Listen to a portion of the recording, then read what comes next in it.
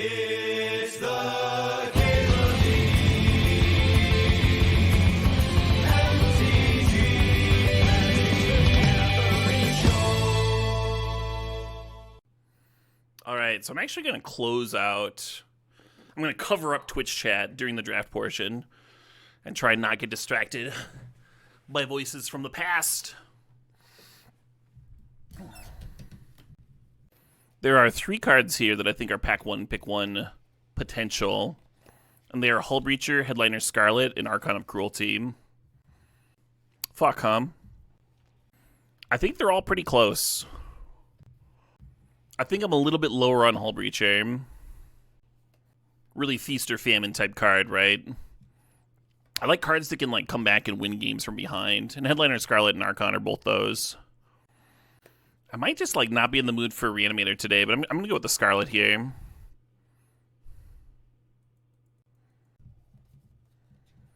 Second pick Mox Pearl, don't hate that. We are passing Swords to Plowshares and Sacred Foundry. Might get to Wheel Foundry.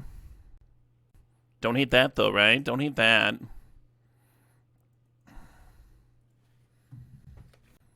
Amadeus. I watched the Dr. Sigus version on Simpsons the other night. I love you, Dr. Ziggis. Dr. Zayas. Yeah. Classic, top tier. I like seeing this Lelia. Lelia is a good sign. One of those cards that can just win the game by its lonesome. It's good to have cards like that. You put enough cards like that in your deck, you're bound to win some matches, right? At least that's the hope. A couple of medium white cards there. Might end up wheeling if we if we go Boros from this start. Yeah, getting Lelia third pick doesn't mean necessarily that there's not a red drafter to the 2 seats to the right of us, but it's a hint, right? It's a hint. Someone might have valued a Fury or a Ragavan or any number of red cards over it. Or it could be a legitimate signal. The fact that we got a second pick Mox Pearl kind of shows that whoever's to the right of us took a piece of power pack 1. So we didn't really get a signal from them out of their first pack. Just gonna take the Raptor here. Keep cutting red, not thinking about it too hard. If the Raptor wasn't here, I think I'd be looking at like Dark Ritual or Blackleaf Cliffs, maybe Malevolent Rumble, Manamorphose. It's pretty dire after the Raptor.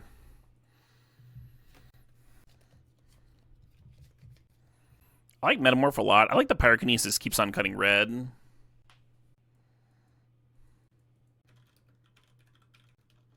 I think I'm gonna grab this Bone Crusher Giant. I already I saw myself modeling those shirts from earlier, and I'm like responding in the past again. I'm already distracting myself. I don't think this is very hard though. Phoenix is good. It's good in some spots. Bone Crusher Giant is just like solid though. It fits the multiple spots in the curve. Kind of always wanted, right?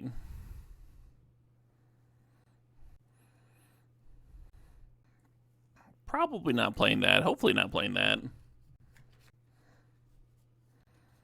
Shield Breaker for the sideboard. Slicer for burning stuff. Certainly matchups where that slice would be decent, right? If you're killing an Omnath or something. We already have Pyrokinesis that's hitting things for 4 damage, though. Hey, Quasnero, thanks to the sub, thanks to 37 months. The Bone Horde Wheel, love to see that. Maybe I'm just mono red. Maybe I'm not even fucking playing another color. Usually I end up red-green or red-white for curve concerns, filling out the curve. Yeah, there's the Sacred Foundry. I'm going to take the Hired Claw, though. I'm not going to, like, speculate on another color to fix my curve when I could just fix my curve, right? Mox Pearl lets me jump. If we get another Mox, too, I'll grab this Soul Cauldron. Might even run it. Nice to see the Manamorphose bank, even though we're probably not going to play it.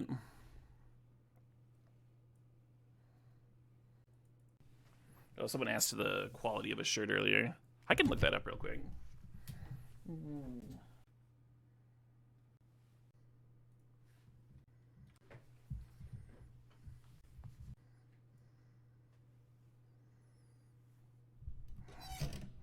Well, looks like we are Boros after all that.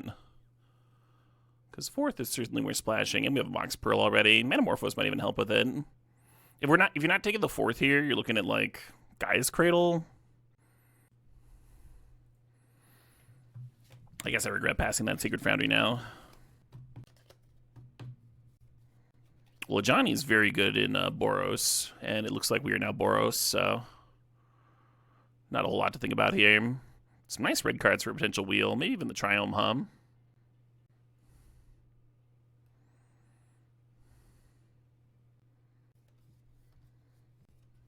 Some miserable fucking cards here, Hum. Alright, I'm no longer previewing shirts in my past. It was easy to answer questions because like every pack had exactly one red card. Not a lot to think about, just like, yep. So the real trick now is going to be getting some Boros fixing. We passed that Sacred Foundry in the first pack. Having the Mox Pearl really helps a lot. There's definitely other white drafters, right? Eagles could help if we ended up with a Plateau later. Intrepid and Plunder are both solid. We have a Savannah. Potential Minsk and Boo action.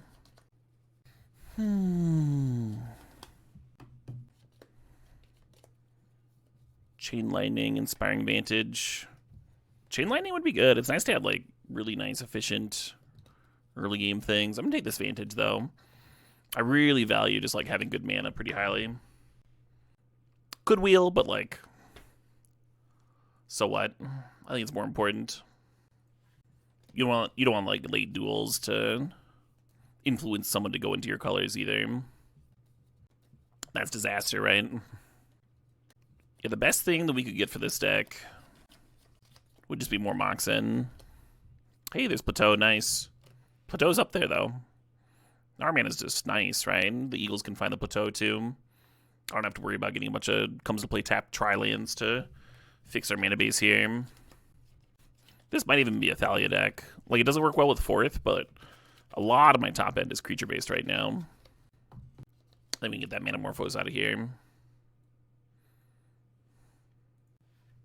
Not sure if I'm playing that Soul Cauldron or not. It's cute with Lelia, Hum. You get to double pump with Lelia. Exile a card from your own graveyard, pumps Lelia.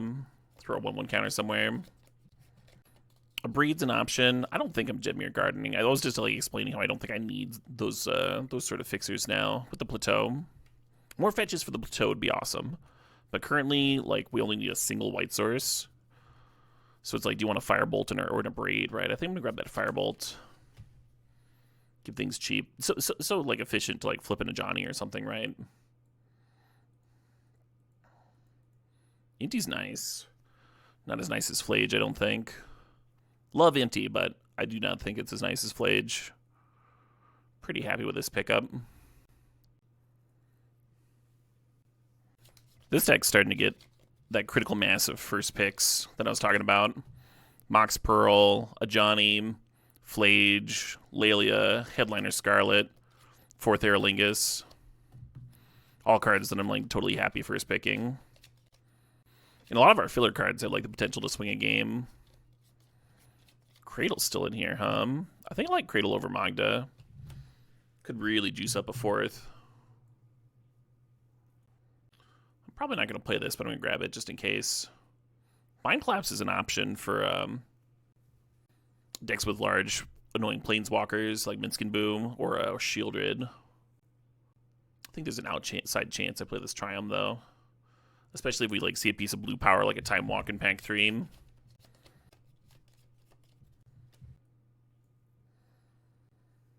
Yeah, Soul Cauldron not being, like, completely dead. Being, like, a mini combo with Lelia and being made that Graveyard Hate. Could just be good enough. There's a lot of cards that just incidentally use the Graveyard, too. Like an opposing Escaper. So Temple Gardening can be got by Eagles, but we already have Savannah. I guess I grab Stomping Ground. I don't think we're going to play this Mutt.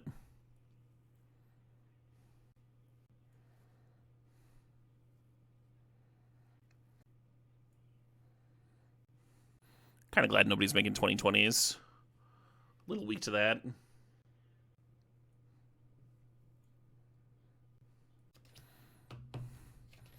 Well, there's a Fury. I'm into that. I'm into a Fury. Oh shit, what up? Hey, Yuga Chaka. Thanks for the resub. These 83 months. I love how obnoxious this song is. It's just the most obnoxious song of all time. So we got 6 mana-ish cards here. So that's about what we need in terms of playables. Thinking about Ancient Tomb, that would be like another colorless card though, right? Like the Guy's Cradle. I don't think I want to play both. I could play like one or the other. Thinking about Blade Splicer. Dragon's not crazy. Useless fetch for me.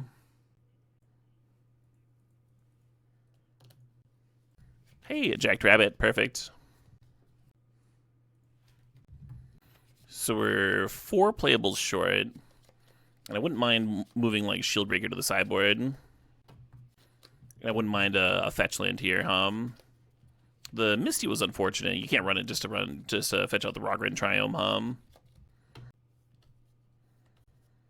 Chandra is decent. It is a bit worse with Thalia in the deck, but it's certainly decent, certainly worth running. I think I'm actually gonna grab Dismember here. I'm kind of glad I've got Guy's Cradle over Ancient Tomb if I'm running Dismember. It's nice to not have too many things taxing my life total, right? Dismember is like a nice, efficient piece of removal. We missed Chain Lightning earlier. I think we missed a Plow effect in white earlier. It's nice to have a 1-mana removal spell here. All right, 3 more playables. We can do it. Ragavan. Well, that's kind of perfect, Tom. 2 more playables. We can do it. Kamano, turn 1 Kamano into turn 2 Jacked Rabbit's kind of cool, actually. Soul Cauldron is a way to jack the rabbit. That could be good. Detective's Phoenix on a Jacked Rabbit. Alright, something to think about for a second. Is Soul Cauldron and Challenger a combo? Kind of is. It's not really a combo with any of my other cards. Maybe if I had like a Mother of Runes. What's our token count for Staff of the Storyteller? Pretty reasonable. It's just not very aggressive though, the staff. I almost wonder if like Robber the Rich is better. Just draw some cards. Lose that Giver of Runes. Would have paired well with a mouse. I want Champion anyway. Cool. And now we have plenty of playables, right? We're already at a spot where we can cut a card. I think it's still going to be that Shieldbreaker, but we'll see. It looks like there's a clump of 3-drops, but Death Creature's Champion and Bonecrusher Giant, even Flage, can all very easily fulfill other spots in the curve. Delayed Blast Fireball, you don't mind playing a little bit later.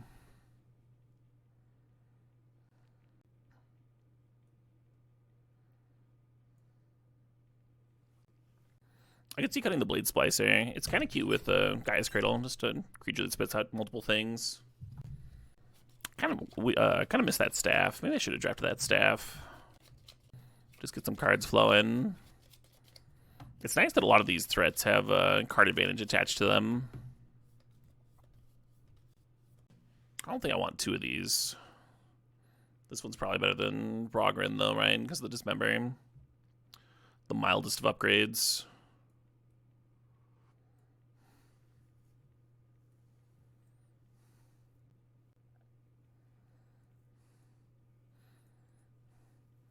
Probably gonna play that Chandra.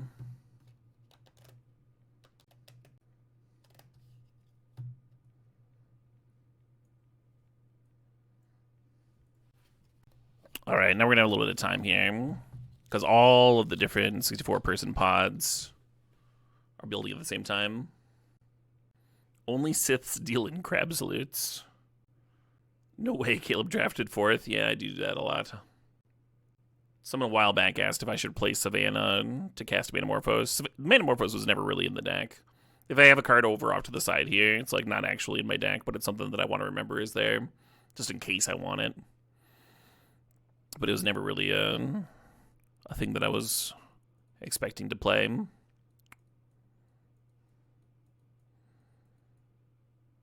Alright, so we have 6 mana sources here. Means I got a few cuts to make. 3 cuts. Is that math right? I think I'm gonna main deck the Soul Cauldron. I think it's got enough stuff going on.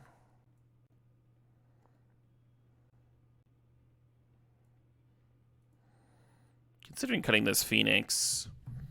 We do have Eagles of the North and Pyrokinesis going to the graveyard for free, though. It might just be good. Jump the thing. Yeah, I think I should play that Phoenix. Thinking about cutting the Blade Splicer. Could sideboard the Delayed Blast Fireball. I think Delayed Blast Fireball is just good, though. I think I'm going to jam it. Great card to hit off the Dracosaur or the Headliner Scarlet, right? Or Lelia.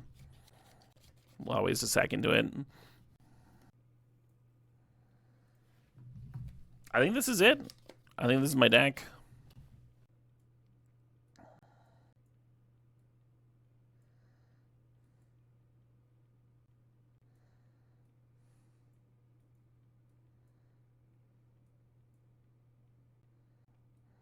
Not the worst curve in the world. Yeah, Blade Splicer's the last cut here. I don't know if that's right. I don't know if that's correct. Blade Splicer being the last cut. Could be incorrect. Yeah, I could see any of these 3 cards being in over some other filler piece, right? Like Robber the Rich or Kamano or, I don't know. Maybe you see Fireball as a sideboard card because you have your Fury and Pyrokinesis already. I think this text is good, though. I like all these cards. How many white sources do I need? Flage does take double white on the flashback, but that's pretty late game. I don't think we need to, like, consider it too highly. But we do want white on turn 2 consistently. So I think this is like a minimum 7, and you're like really happy with 8 sources if that doesn't impact your other color here. All right, how many would this be? 1, 2, 3, 4, 5, 6, 7, 8. Perfect. And this is 11 red. I think 11 red's enough.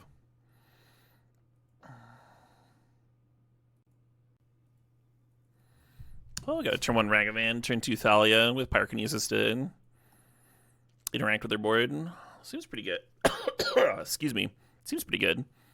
No reason to expose this plateau to Wasteland turn 1 here. Really cool that we've got some removal here to help the Ragavan get through if the opponent's also doing creature stuff.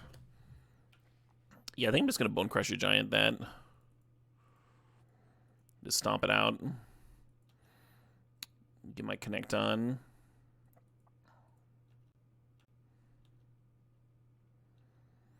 Augur of Autumn.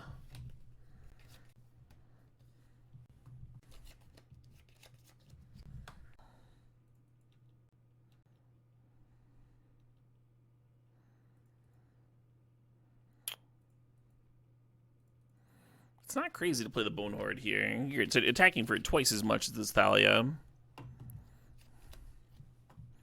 Thalia also makes the Pyrokinesis more awkward if I wanted to hardcast it. Well, that's fucking interesting, right? Do we just cast Fury? I feel like we do. I feel like that's really good.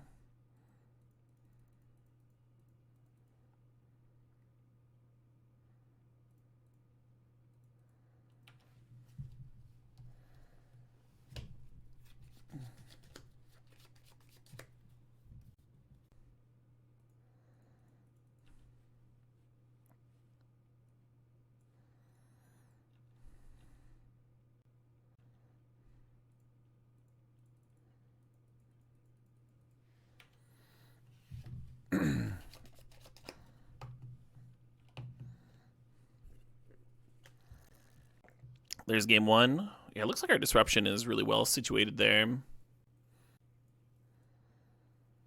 On the one hand, we didn't really see them play anything. But that doesn't mean that the Thalia is actually good. It could make cards like Green Sun Zenith a lot more awkward to cast. I kind of feel like I should just have one more threat in there. And the Challenger pitches, right? The Challenger pitches to Pyrokinesis and Fury. I'm going to do this here. Leave the rest the same. Makes sense to me.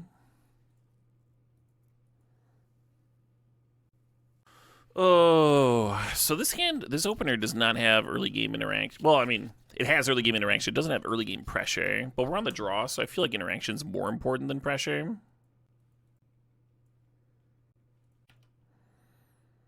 And I'm actually not going to dismember the Hierarch with the idea that this Fury might be clearing multiple critters here. Well, that does involve me pitching my one piece of gas.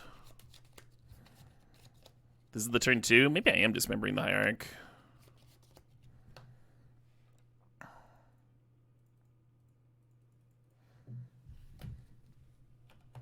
That's such a good sign, right? Because if they didn't have a play this turn, then they're unlikely to have a play this turn. This next turn as well. Ah, this is why they kept. I see.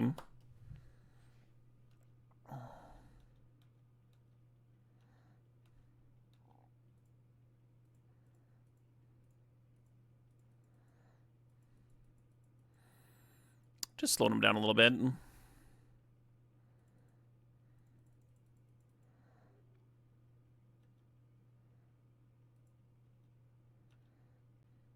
Nice. Get a mountain out of there.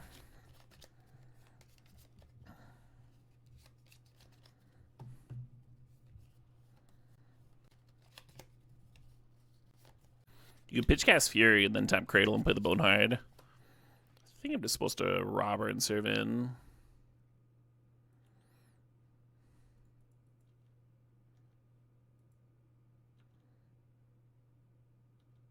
Ooh.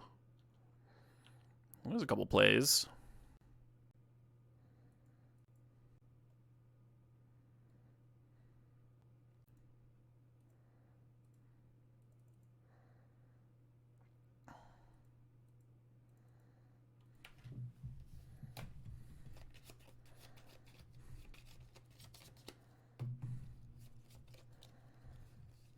I haven't really seen what the opponent's deck can do yet. Just seen like a lot of quality early plays and Ancestral Recall. This is an Emrakul. With me at 15 exactly. Torsten. Okay. Zurin Orb, Titania. Nice. I think we need 7. I think that's okay.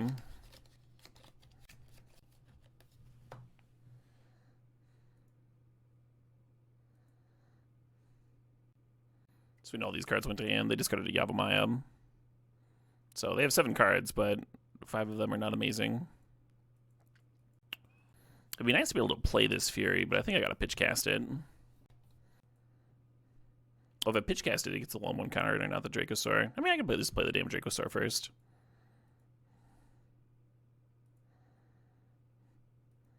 Oh, shit, what up? Hey, you're a Heeb, sync 3 somethings in 23 months. Yeah, let's clear some shitters.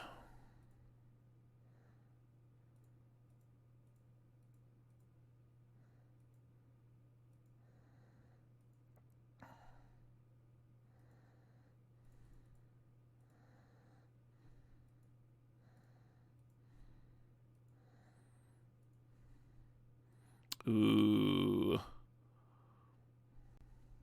That Nissa was so close to being amazing with this guy's Cradle.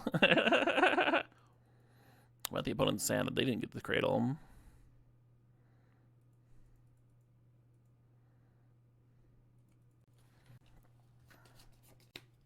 Yeah, the Bone Horde by itself is repping lethal next turn.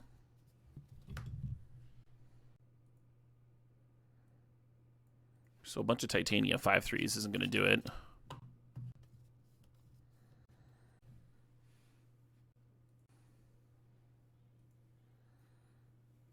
I guess Soul Cauldron and Exile's what they target. Because we can untap and activate the Soul Cauldron again to get the Bone Horde up to 7.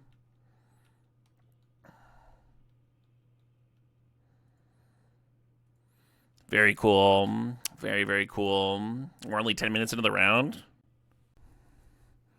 Yeah, this is a 2-lander I'd be interested in keeping, right? With the removal spell into a Johnny. Johnny's so good in Boros. We're gonna send this back, though. Perfect hand. We're gonna lead on we're gonna bid a mountain and then lead on Ragavan, of course.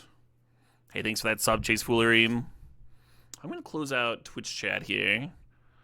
And close this text, because I'm no longer killing time between rounds.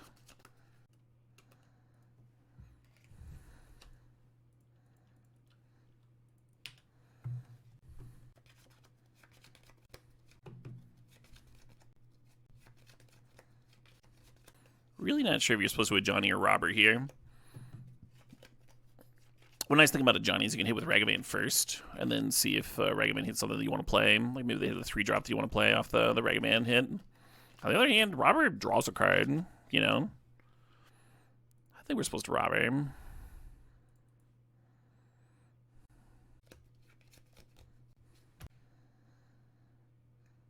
I think we leave Robert on top.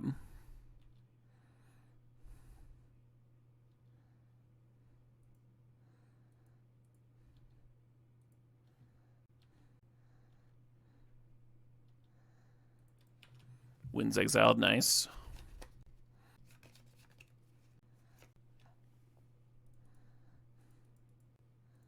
What's going on here? Oh, there we are.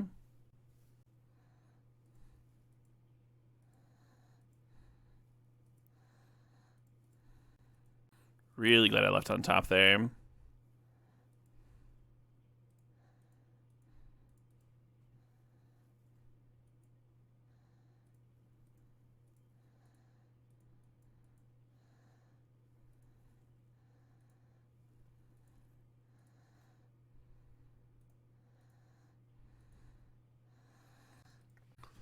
And ideally that a Johnny is just a fucking menace here.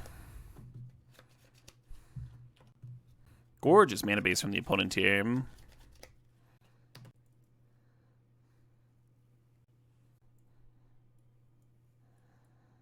From what I saw, I think I want to cut Pyrokinesis and bring in one more threat.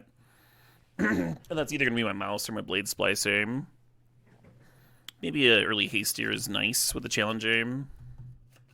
Blade Splicer is a little bit better in creature combat, right? I'm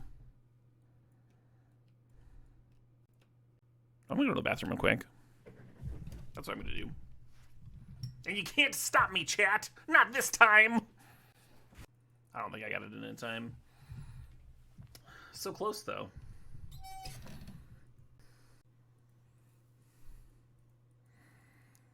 think this hand might play into what my opponent's trying to do. Like, it would be real nice to have a cheap threat.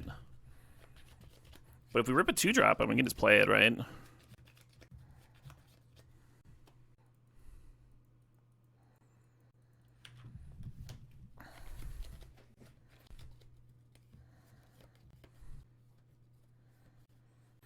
Three drops better than nothing. 3-drop's definitely better than nothing here. Now at least we have a curve, right?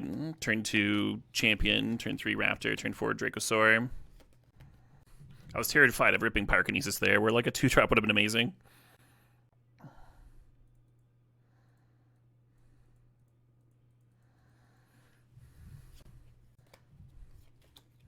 Got me.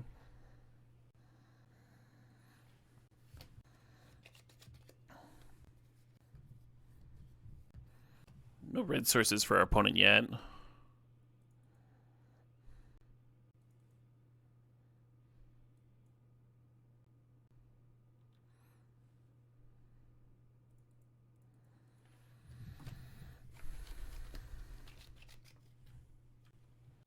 Raptor's a really nice play if the opponent has to tap out for a Planeswalker.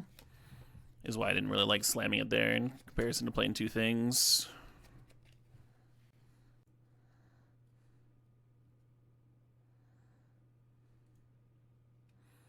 The danger of playing the Dracosaur is that they get to steal it with the Treachery or something.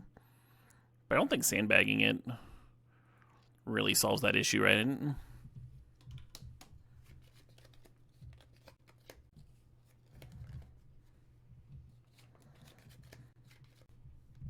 Yeah, that's kind of what I was worried about. That specifically.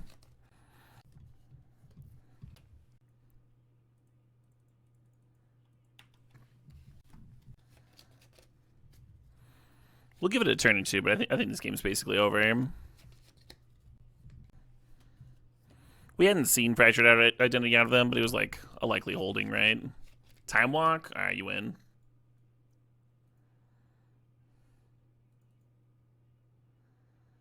Oh, the Pyrokinesis did get out. Okay. Yeah, I'm just gonna have shittier creatures for game 3. And that'll make that card less devastating, right? Ponor Dragossaur is good, but perhaps the worst matchup for it. Be a really nice Thalia matchup, huh? Imagine a Thalia, turn 1 or 2 here. No 1-drop is a very big bummer.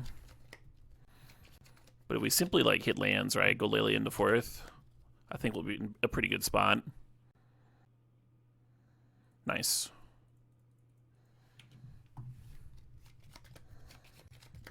So we can't 4th next turn because of the Thalia attacks. I mean, I could 4th. Do you still get the Monarchy if you like don't make any tokens? Yeah. Doesn't seem worth it to me. I think it's better to Lelia here. Lelia's excellent pressure, right? This is also like drawing you to a turn, kind of doing the 4th thing, but growing. Just a better 3-mana play. And then ideally, when they've managed to answer the Lelia, then you'll have a larger 4th. Because it'll be coming down later. They might have answered the Thalia too at that point. Hoping they don't have subtlety for Lelia here.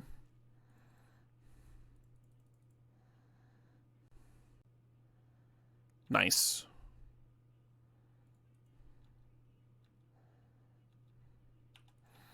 This is some really good pressure. If they pass with a bunch of mana open, there's no way you slam 4th. You already like got some real nice pressure going. I kind of like seeing what the Lelia finds before I even like play my land and stuff. But you could cast the Phoenix. I think the Phoenix is a good follow up to a sweeper though. So I think this attack's just good.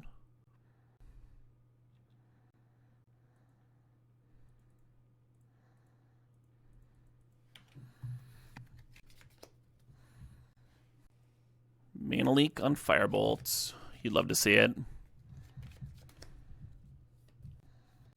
Couldn't play the Chandra, of course, because of the Thalia attacks. So it was a good turn to get the Inspiring Advantage down.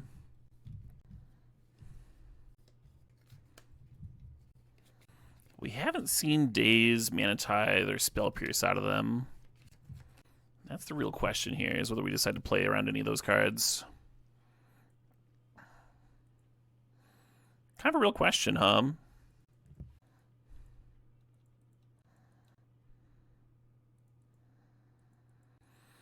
Sorry for blowing on my mic.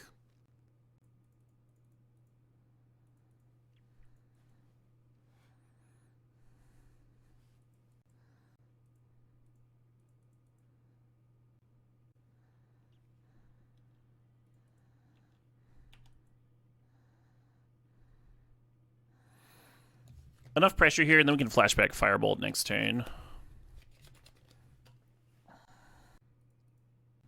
That is a refreshing looking 7.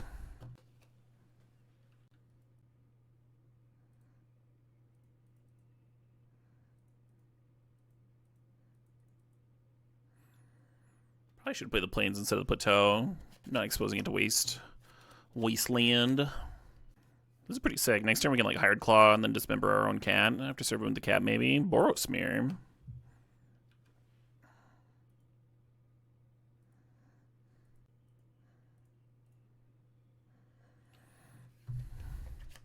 And then Overprotect, of course, gives me some real nice protection.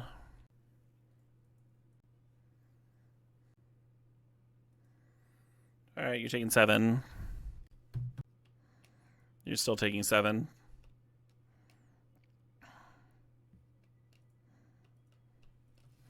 Yeah, I think the cat just serves, huh?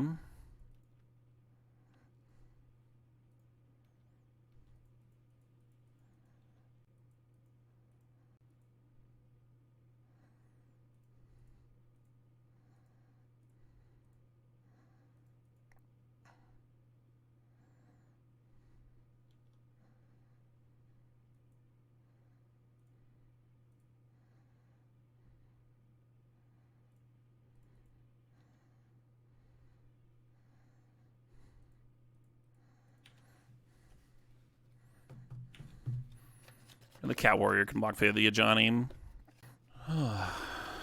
That's sick, huh? That's the second game we've had this league where flipped Ajani is just like, yep, that's the whole game right there. That'll do her. I like a lot of these cards. I'm going to cut Ajani's Full Cauldron and play Blade Splicer. Splicer seems good in creature battles, creature mirrors. Thalia's not amazing, but it does have first strike, right? Same reasoning as the Splicer.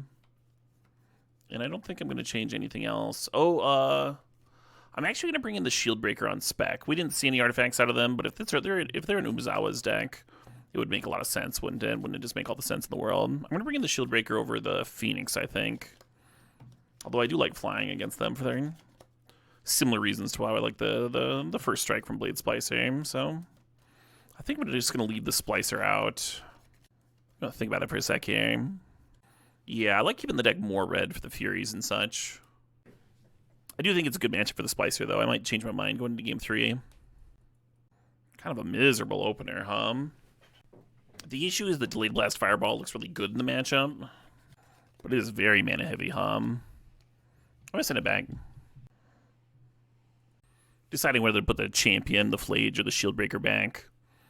We're going to bin Eagles, we're going to run out Jacked Rabbit, and then we're going to try and fucking bird up the Rabbit. And the Champion could play well with that, right? Maybe that means I'm binning the Shieldbreaker. Just hope I'm wrong about Umezawa's. And could use a Pyrokinesis,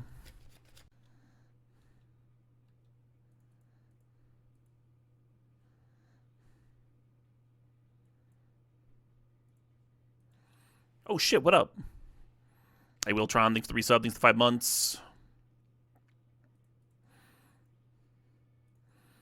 I thought about grabbing a, just a basic Plains here, so I'm not, like, diluting the deck of red sources versus the Strip Mine. I was thinking, what if I just, like, draw a fucking red source, though, right? Like, I still need red. Getting Spellbindered, sure. Opponent's probably gonna be pretty excited when they see my land situation here. I imagine it's going to be tempting for them to take Flage or like one of these other high-powered 3-drops. I think if we rip a land, though, with Jacked Rabbit and Phoenix here, things go very bad for them very quickly. We'll see what they do. Opponent in the tank. The Bullwinkle in the tank. Do do do do do do do do do do do do.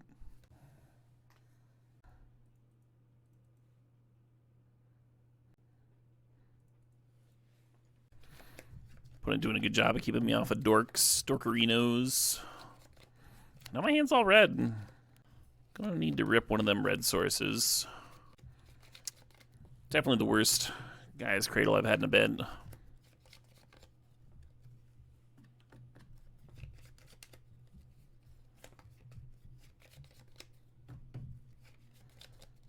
Oh, come on.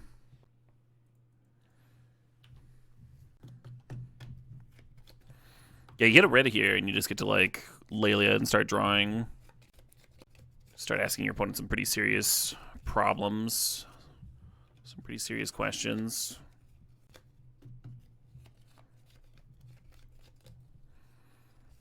The real question is, if we lose this game, do we spite the sideboard out Cradle for a mountain?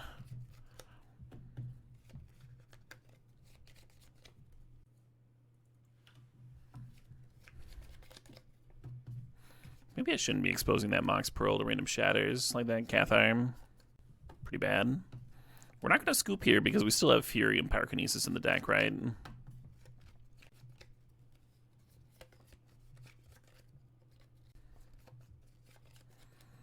Yeah, the Cradle's going to stay in. Despite the Strip Mine. My opener would have actually been like pretty good against that Strip Mine, huh? With the 5 mana sources. The deal 2 damage to everything card would have been solid too. They didn't really play a lot of threats here.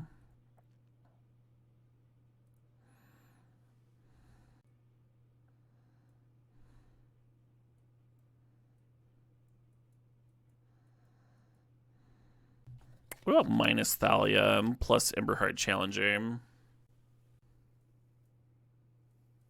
On the play here.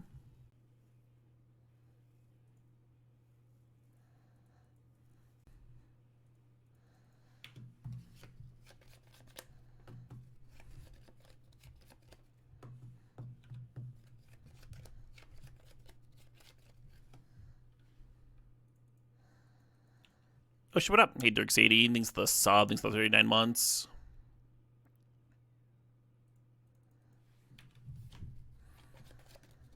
Potentially a terrible Hired Claw activation. And 2/3 is a very big different card than a 1/2 though in terms of future attacks here.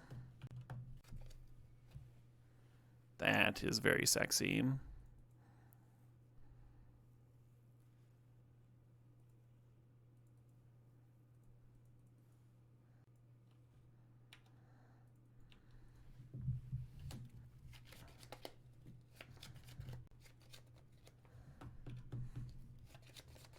What we really want to see out of them is just like serving and activating Usher.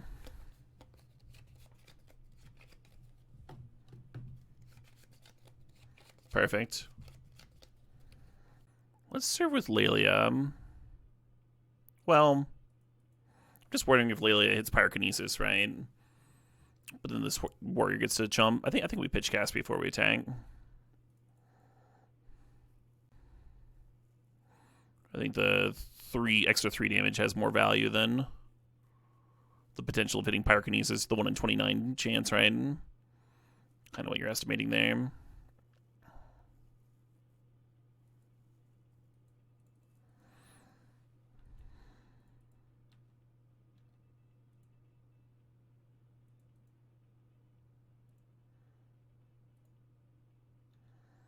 you're hoping the Lelia hits land.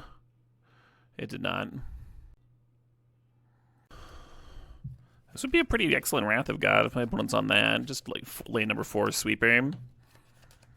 We wouldn't be fully out of it, but it would be devastating.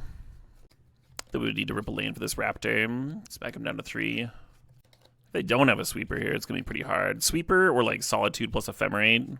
It's kind of specific stuff.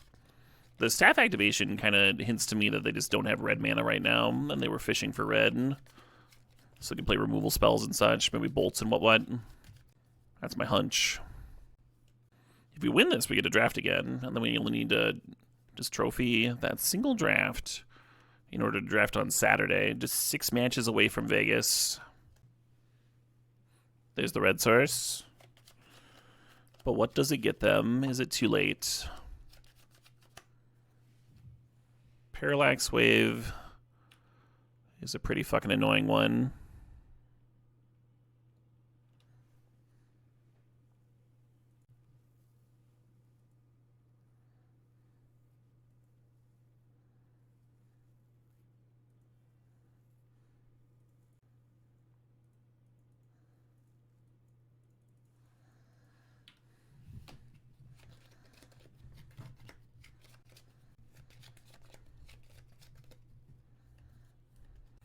Library and Strip Mine in their mana base.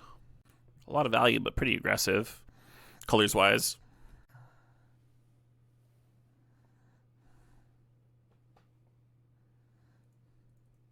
A lot of mana open for the opponent. I imagine this needs a reprieve, right? I'm going to send it back to my hand. It landed.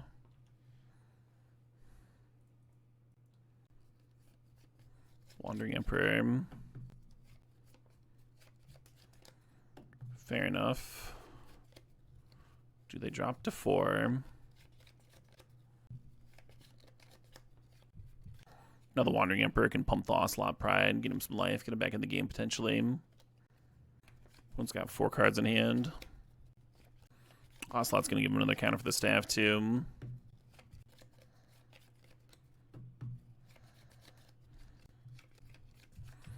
And they do have the City's Blessing. This would be a hell of a time to rip the Delayed Blast Fireball, huh?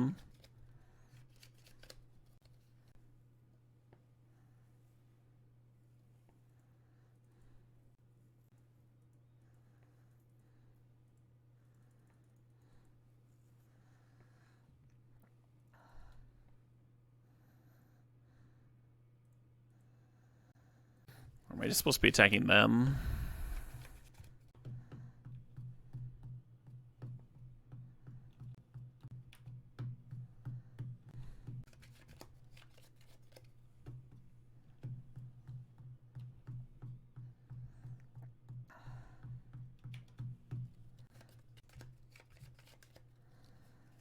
That Parallax Wave was way too fucking good, I was already counting my fucking, I was like so excited to draft again in this top 8.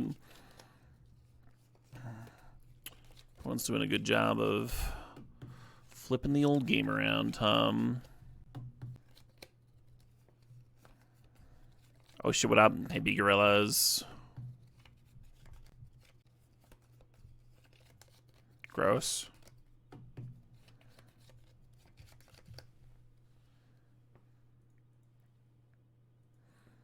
So we're gonna go up to 9.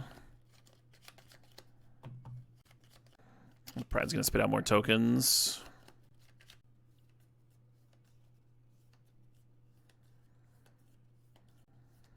Yeah, I also applied Pride plus Wandering Emperor has been really good this game. I don't know, maybe I was supposed to play around Wandering Emperor, just not serve that one turn. So hard to just not attack. Perfect, just the card I needed. Fury's already gone, so that's not a live draw. I mean, answering the staff is good. The issue is the rest of this board, right? And we can't actually beat this Ocelot Pride at this point. I don't think. Maybe a dragon.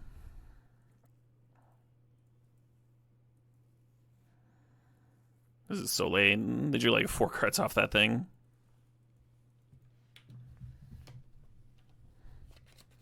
Backbreaking Parallax Wave. Perfect card for the mirror. I thought that Fury was really good. I mean, let me get a lot of nice early pressure in. Guess it wasn't good enough, though,